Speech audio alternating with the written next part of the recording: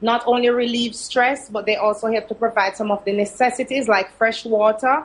Little Duns River definitely does that because in this area, whenever people don't have running water in the pipes, they actually go to Little Duns River to catch water from the freshwater part Right. because it's actually a river meeting the sea Right. at Little Duns River. Well, now, what is it? What obtains there now in relation as to how you get access to that area?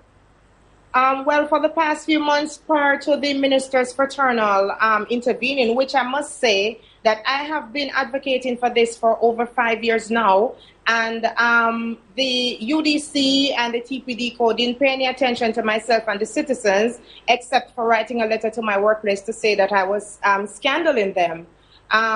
But yet, when the ministers took up the issue a few weeks ago, they have gotten results, which I am happy for, because prior to Christmas Eve, the gate was locked. They had put up a fence, no trespassing sign, and a gate several months ago, which for me was honestly, Simon, a huge discouragement. So I didn't go down there until after the gate was reopened recently. So I just want to say thanks to the Ministers Fraternal here in Ocho Rios for the encouragement and the support and for, rekindling the fire in me to continue with this. So at the moment the gate is open, we're still uncertain if it will remain open because we don't know who opened the gate. Nobody from the authorities came forward more than they knew that we were going out to protest. And on the morning of the protest, before 6 o'clock, the gate was open. All right. Explain to me then, for instance, that area and how somebody could just decide, well, we're putting up a fence and a gate and no trespassing signs. Because if I'm to understand no trespassing means I don't have access. Correct. Yes. Because, as I said before, land above the high water mark can be owned by anybody. So if you own property, it is within your right to fence that same property and to deny access to people through and onto that property. Can you speak as for a reason why UDC would do that? No, I can't speak for the UDC. Amber, did they say why they were doing that? Why they were going to stop people having access to it? Like I said, they have been very shady. They haven't fully come forward and said anything to the public. However, there are many allegations going around this area as to the reasons why, one of which is privatization. There are several names on the lips of people now. All right, don't call them for me because I don't know who they are or whether they are in fact involved. But so is there a suggestion that there may be some development coming there? Yes, like I said, there's more than one suggestion. But as you know, Simon, I'm not able to, call names and so on. Right. So, yes. But yes, the allegations are that, it will be owned by one of the attractions already in this area close to the location. All right, before we get into serious trouble in that regard, but we shall watch it and see, and then let's see who takes on what and who's responsible, and if there is a paper trail, and then if some friend thing go on, and then we'll have our answer. We might have to wait a little while for that, but we take a break on Live at 7. More about public access to our beaches here in Jamaica, be it free or otherwise.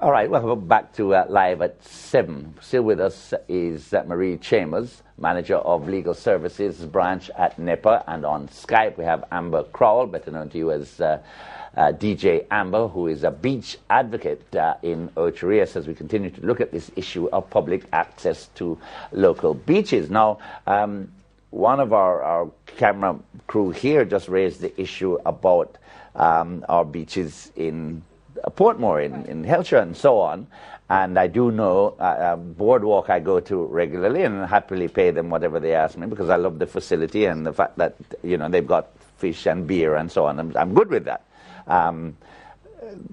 the further down there is another place and another place and another place, and they all charge to go to this strip of beach. But how? Because I know you told me about the ownership of the land above the high water mark and so on, but that's back here.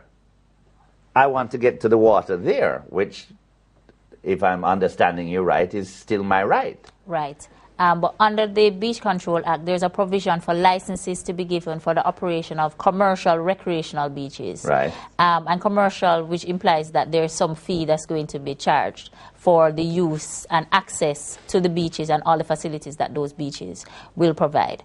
So that is what is used to control and manage that particular aspect. So persons should really not be operating commercial recreational beaches without having the requisite beach licenses. That is illegal. And in reality, in public beaches like that, government has to have some responsibility for the beach being clean, the beach being safe, and so on. Correct, and you're quite correct. And those are, we manage those through the licenses that we give and the conditions that we put in those licenses. And we monitor to ensure that the licensees are compliant with the conditions. And those conditions include provision of lifeguards, provision of safety devices in case someone gets into difficulty while swimming.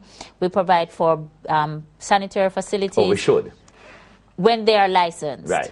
Those are the sorts of things that we include in our licenses. There has to be a management structure for the beaches that we license.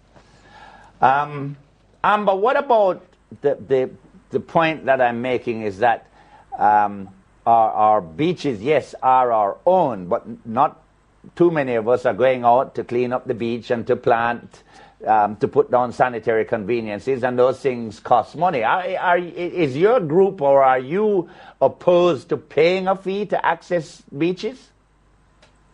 Not to access all beaches, Simon, but let's be realistic here. Is every beach in Jamaica going to become commercialized?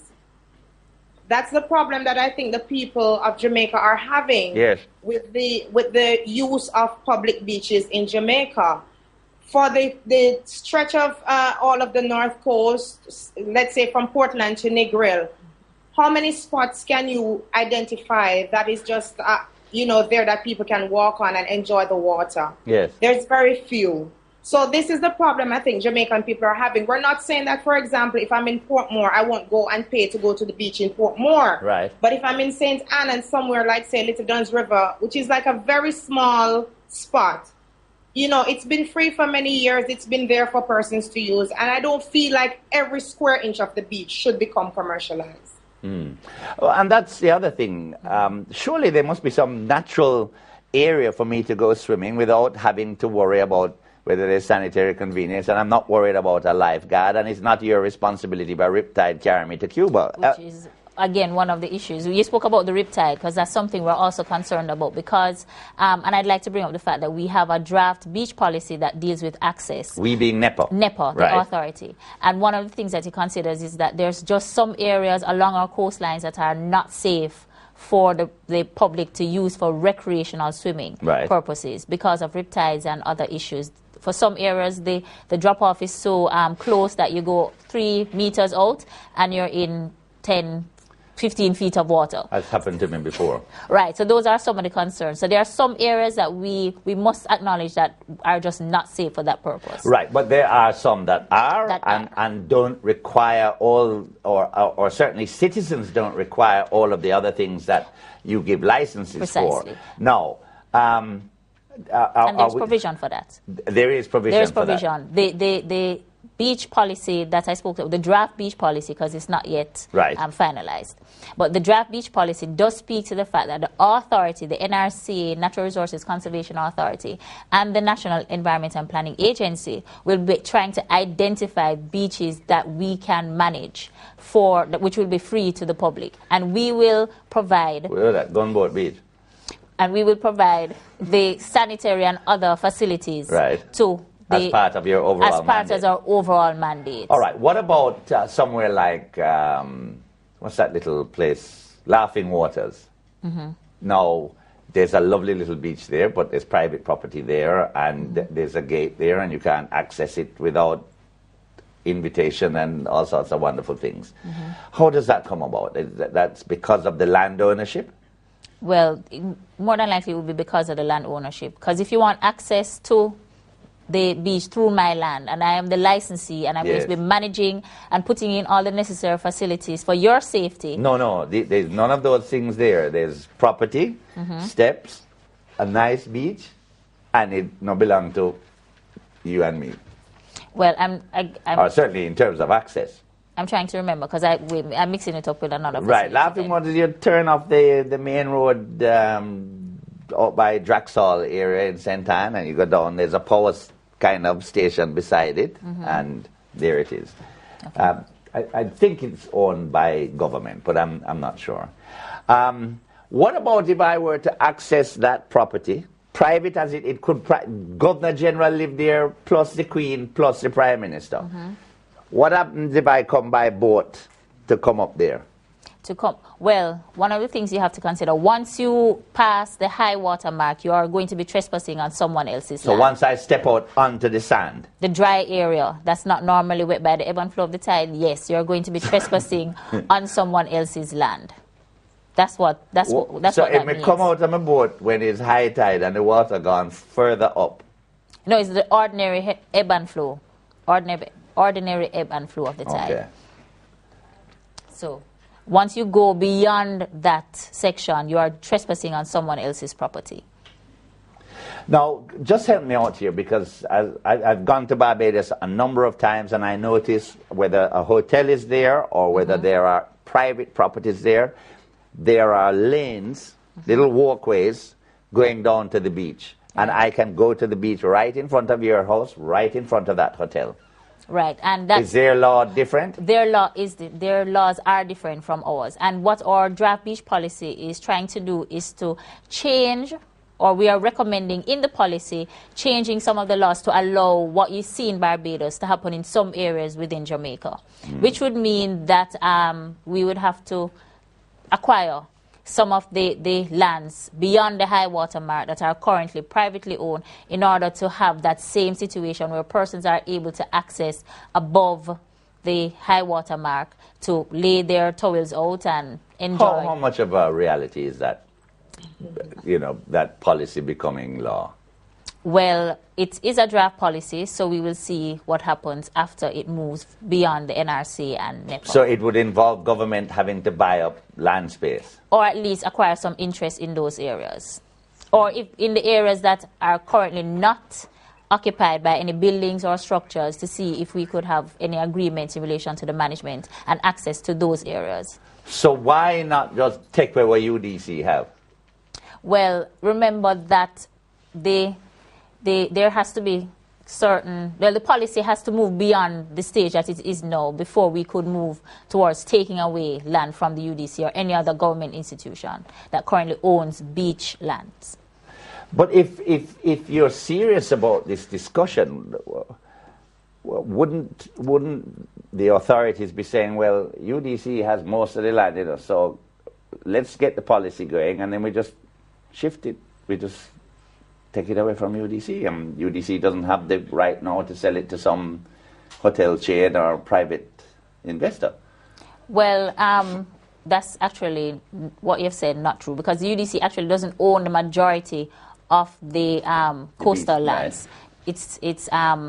There are a number of government institutions that own coastal lands. Commission of Lands owns UDC, Petroleum Corporation of Jamaica, PCJ. All of them work for me, though. They're all government, right? Yeah. So there are a number parish councils. They also own the NRC. We also own some that have been given to us, or we have acquired them. Yes. So there are a number of government institutions that own beaches, and the beaches that we own, the NRC and NEPA, we manage them for the public to have access to them, to those beaches. I don't know about you, but I'm fairly cynical, and whilst I want to hinge on every word Marie says, I just don't believe that we're going to get to that situation, because I think private interest will always trump public interest. Yes, I agree. I'm actually quite cynical myself, Simon. Thanks to the Ministers Fraternal, I've, garnered some more energy and strength to really support the people in this area with the initiative. But you're right, it looks very dismal for public interest, because when private interest comes along with the big bucks, nobody remembers about, what the people have said and what the people are standing up for. And then when it reaches to the point of protest, then, it seems as if the people are the ones who are agitating for no reason. So you're quite right. As a matter of fact, I actually, at the moment, I had about 2,000 signatures for the petition. And because I was kind of so, disappointed with the whole response, I kind of put it aside. But I'm ready to start it up again. So for anybody who would like to join in, and I'm going to join in with the Ministers Fraternal, the petition is still available to sign. And I do hope that the persons in charge will realize that citizens signing a petition means something and can change laws like it does change laws in other countries. As it relates to Little Duns River, the situation at the moment is you do have access, so the gate is open and you can go about your business. Yes. But your fear is that you don't know when that gate will be closed and by whom. Right, because maybe they just did that to keep the ministers quiet and persons like myself, which they have tried before, but here I am still speaking. So I'm really hoping that this will reach to the level where they will understand that, as the young lady there is saying, they have the lands are available. Why not just allow for certain lands to serve the purpose of public access to the beach? We understand that money has to come into the economy through these sources, but not every square inch of the beach should bring income. We really need some places to go and have relaxations. Simon, I met a whole group of persons from the Kingston Public Hospital, and that's where they came. They heard me talking about it on the radio. They planned a trip and they came there and they said to me, Amber, you know what this does for us is stress relief. Imagine working at the KPH, Simon. I'm sure you can imagine what that is like. Yeah, but for certain.